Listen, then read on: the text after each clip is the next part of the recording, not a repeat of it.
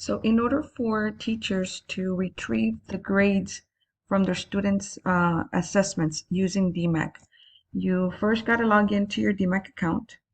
Once you're in your DMAC account, then you go to the local assessment section and you have the TEAC score. So you click on the TEAC score. Once in the TEAC score page, then you have 4 tabs on the top left side of your screen. You have the dashboard, responses, search, and reports. So here we're going to go to reports and select instructional. On the instructional reports page, we're going to look at the left-hand side of your screen where you have your tests. And if you notice, you're going to see some test session numbers already there. And those test sessions are the ones that identify your assessment. So if you hover over those test sessions, you will be able to locate the assessment that you're looking for. For example, here, I am hovering over this particular test session, and that is my quiz 3 for BIM2. So I'm going to select that because that's where I want to go in and get my student scores from quiz 3. So I need to select that test session. And then we go to the report section. And here we're going to select student performance. We're going to go down to the options and we're going to select print by class because we want to print our student scores by class period in alphabetical order. Otherwise, if you do not select print by class, you will generate a report with all your students in every single class, but in alphabetical order. So you will not be able to see them by periods. So make sure you select print by class. And that makes it easier for the teacher to input grades per period. And then we click on the View Report button.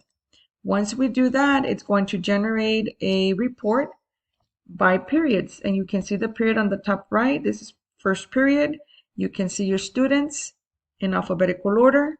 And you also see the scores on the right-hand side. If you scroll down, you see your second period. You see your students in alphabetical order and the scores on the right-hand side, and so forth. Now, what if the student did not test with everybody on Friday and they come on Monday and you have 3 students that need to test? So in order for you to avoid running a report like this, it's easier to just have that student's grade available. So what you do is we're going to go back to our DMAC TEAC score window. And instead of going and generating the report, you can also go to the responses tab, select online sessions, and then go and look for the test number that was assigned to the assessment, which this one we know it is, the screen tip is going to tell us that this is quiz 3. I click on that. Automatically, it's going to display all the students who tested for that test.